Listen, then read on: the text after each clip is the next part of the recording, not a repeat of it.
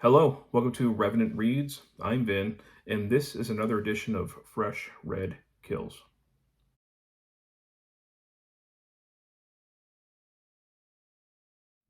So, Fresh Red Kills is where I talk about books that I have recently finished reading, and I got a little stack here.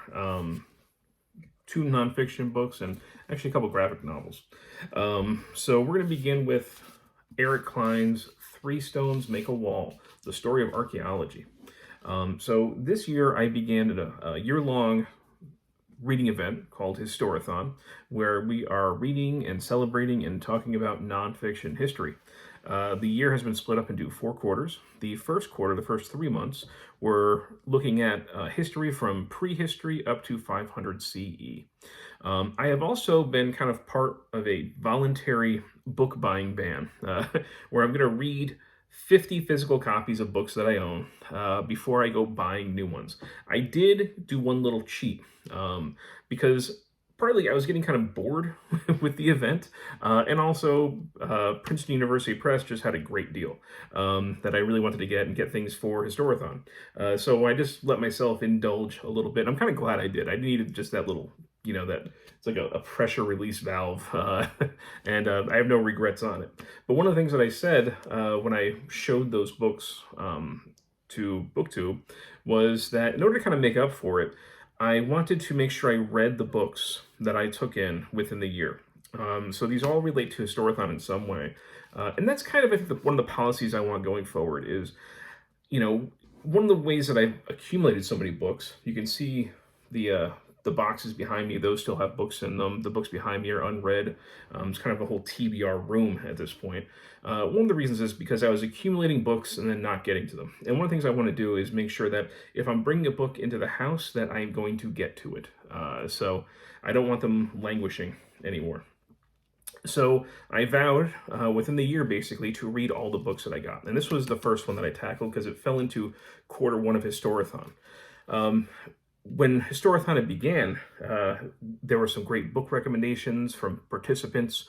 We have a Voxer group and a Discord server, and there were a lot of great things about archaeology. And I just really wanted to find a good book on archaeology and the history of archaeology. And that's why when I saw this at Princeton University Press, I'm like, I can't really pass this up. It's exactly what I wanted. And it did turn out to be pretty much what I wanted. Eric Cline, he sets out to write a new kind of introduction to a general reader, not to the experts, but experts can enjoy things like this as well. But this is really for people who don't have a big background in archaeology. He wanted to create a new introduction to them for them, and he does this in pretty engaging ways. It's a really beautifully laid out book. I like the cover. You can see the inside. It has the map. There are some illustrations as well. No photographs, but they are illustrations. And all the illustrations are very nice. But it's looking at major archaeological finds. Most of them have to do with the ancient world, but not all of them. That one photo I just showed you is of the Hunley, so that's Civil War. And he goes into different types of archaeology, classical archaeology, underwater archaeology, looking for basically, archaeological finds in different environments from different time periods. He gives us some of the history of the major finds, everything from, King Tut to Troy, and some of the heroes and villains that are involved in those discoveries. Especially, some of the behind the scenes stuff that occurred within those. He also pauses at multiple times in here to just basically give us the lowdown on how archaeologists do things. Like, how do they know where to dig? And then how do they go about digging? And how do they date things? And he gives us the in-depth information on that, but never in a kind of, dry way that'll make your eyes glaze over. I thought it was all very readable, and I was very engaged the whole time. And he covers quite a bit, actually. It's a really fantastic introduction. And I do find, it's hard for me to not get viscerally angry reading about things like ISIS destroying thousands of year old relics and sites. And you realize just how fragile reading those sites are. and how quickly they can be lost. Things that were preserved for thousands of years can just be gone in an instant. And that stuff, it's frightening and it's aggravating. And, I certainly felt those things when I was reading this as well. Rightly so, I think.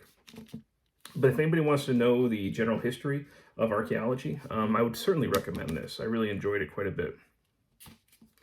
The other nonfiction that I read recently is A Night to Remember, the classic account of the final hours of the Titanic by Walter Lord. Now, I am a middle school history teacher, and I have begun a history book club at my school, where every month we look at a new book dealing with history. And last month it was graphic novels. This month we're looking at a nonfiction work.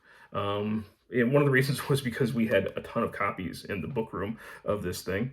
And I know that its Lexile level is essentially at early 6th grade, so all of my students basically who want to can participate in this.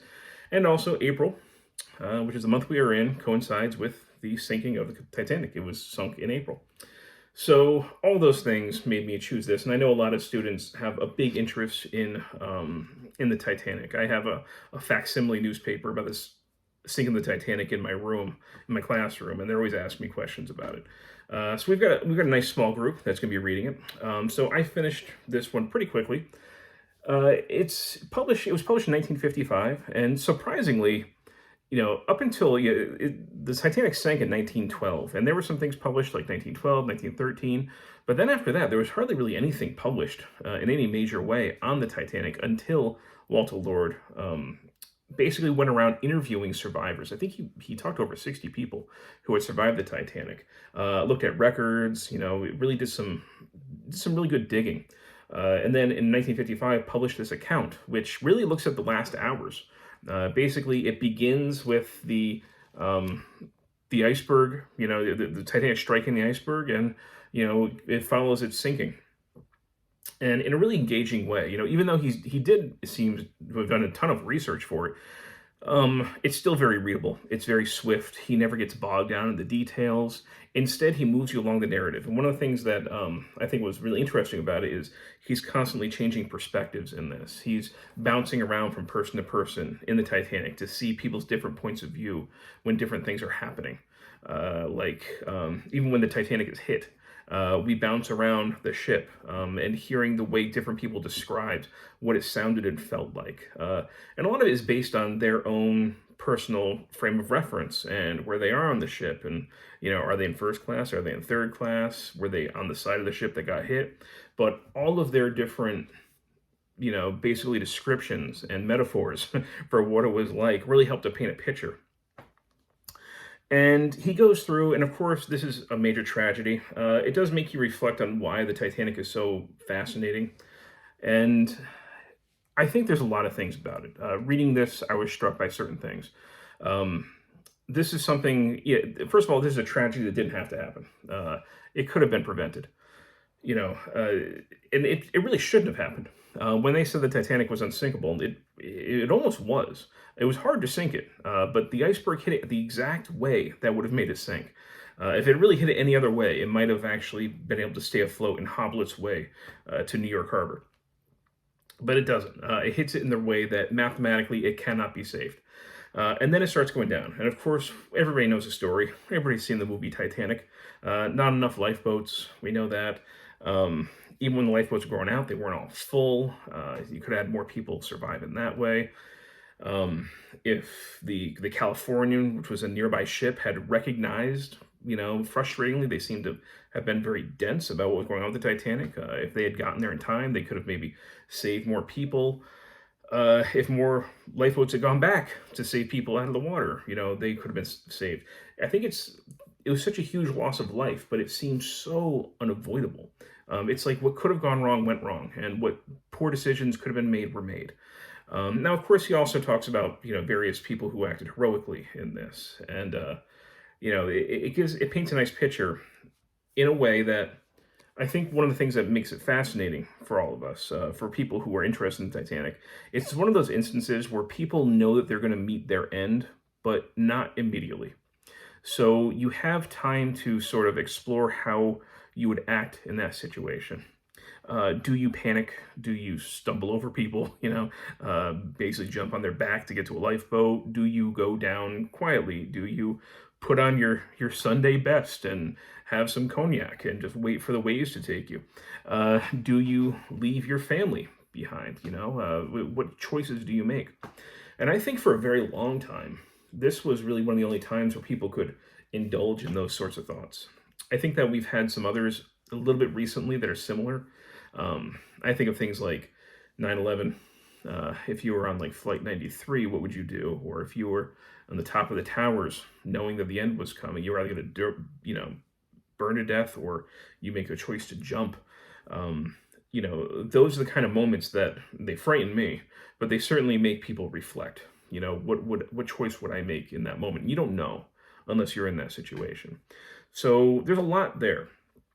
Walter Lord, he kind of hides it a little bit. It's not in the very beginning, it's not in the very end. It's towards the end, but he kind of, gives one of the reasons why he thinks this is such a major event, and he kind of seems to view it as the last gasp of ostentatious, sort of the flaunting of wealth and classism, where people just seemed very accepting of classism, whether you were the higher class or the lower class. And he kind of, it's almost like this is what revealed all of that to be a lie. Didn't matter how rich you were. Of course, many rich people were able to survive because of their connections, maybe, but many of them didn't. Many of the most powerful people in the world went down with that ship. Your wealth didn't save you in that moment. And the way that the lower classes were treated and denied access at certain levels, he seems to really see the injustice in that, and he sees it as the end of an era. After that, it's like a new era began, where people were a little bit more pushing towards equal treatment in a lot of ways. That it would not have gone down exactly the same way had the ship sunk in 1955. And it's, he definitely talks about some of these people, these gentlemen who went down with dignity. He sort of makes them into, heroic figures, but I also get the indication that Walter Lord thought a lot of the the classism was maybe some BS. At least that's the impression that I got from this. I thought this held up pretty well, but of course it was written and published before the Titanic was found in the mid-1980s, 1985, like 30 years later. So there's nothing in here about the ship breaking in half, which we know actually happened. But he does go into also some things like the way people remember things differently, like what exactly was the band playing on the deck of the ship. Some people said it was ragtime, other people said it was a hymn. So he's very open about how much people either can't remember exactly, or are sure that they remember one way even though somebody else disagrees with them. Some people might be changing their or manipulating the memory a little bit to make them look better. So he goes into all that as well. This is a very swift read. What was it? Yeah, it's only around 150 pages, but I highly recommend it if nobody's read it and they're interested in Titanic. I thought it was very engaging, and I'm hoping that my students will also find it that way as well. Two other things that I've read recently. I've got some graphic novels here. My son and my daughter have gotten really into comic books over the past month or so. He is 10, she is 6, and they're always asking for more comic books to read. So I've broken out a lot of comic books that I have and gotten them comic books. I've read a lot of comic collections recently. A lot of them I've just kind of read and passed on to him. These are two that he's not quite old enough for, but two that I thought were at least worth talking about very briefly on a Fresh Read Kills episode. I think the first one of these I read was 30 Days of Night, which this is a second, like basically edition of this. I had read this, I think over 20 years ago or something, whenever it first came out. And the story was a little bit different, and it had a very stylized sort of artwork, very kind of jagged and much more almost like expressionist. I'm probably using the wrong word, but not at all clear like this. And the story was a little bit different, especially with, there was a certain, I'm trying to remember his name now, with the, Sorry, apologize for looking at this. I'm forgetting the character's name, but there's one character in here who's Steve Niles basically has redone the graphic novel with a new artist. So we have it a little bit more clearer, a little more traditional comic book in this way, not nearly as stylized. But he has also changed one of the characters, their story around quite a bit. And I think to the kind of mixed results, I think the overall premise of this is pretty strong. This is a very quick read. I got through this in record time. I basically just stood there and read the whole thing in one go, and it felt like 20 minutes. It's a strong premise. You have the town in the north of Alaska that has 30 days of night. So some vampires go in there and decide they're going to make that into a buffet since there's going to be no sunlight. I remember the film version of this, which I think is pretty good, although I always had issues with it, and the same issues are in this. We're supposed to believe that the humans hide out from the vampires for a whole month, moving around the town, and the vampires can't find them, and yet, like you can see, there's snow. In every scene, there's snow. People leave tracks. You don't have to have supernatural vampire senses to follow snow tracks and find out where people are. So it's just little things like that that always kind of took me out of the story. And that one character that I mentioned, whose story is very different in this, he's kind of a main character in the original. It just leaves more questions than answers. It's very kind of out of left field. And it feels like kind of a swift, weird, awkward way to wrap up things. So kind of a dissatisfying ending, I would say. But, I don't strongly recommend it at all. If you like the original, it might be worth checking out to see what they did with this. But, once my son is old enough, I'm just going to pass this on to him. And I had also read All-Star Batman. Which one is this one called? My Own Worst Enemy. This is volume 1 of All-Star Batman by Scott Snyder, which I haven't read his stuff really.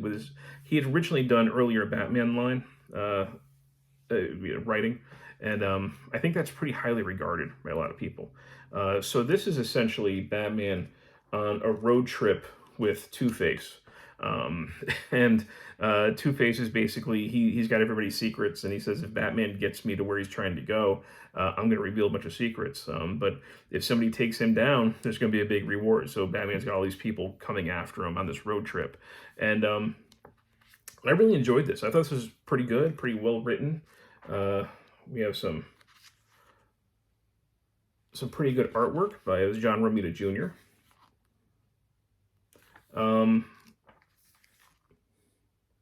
It really says a lot about, what kind of people we really are. The good side winning out over the bad, or vice versa. We've got some good action here. Many instances of Batman, looking like he's going to be done for, of course, that how is he ever going to get out of this situation? Of course, he somehow outsmarts his enemies and is able to do it. So everything that I kind of like in a Batman story was pretty much in here. I like this version of Batman quite a bit. So if that sounds interesting, yeah, I would check it out. Right, Batman, My Own Worst Enemy. Batman, All-Star Batman, Volume 1. So those are the things that in the past 2 weeks I have read. I have now gone fully into quarter 2 of Historathon, so I am reading Viking stuff, but I will save those for some other videos. So again, early on for the month of April, I read, we'll start from the bottom, 30 Days of Night, All-Star Batman, My Own Worst Enemy, 3 Stones Make a Wall, and A Night to Remember. So if you've read any of these, I'd love to hear your thoughts. As always, thank you, BookTube.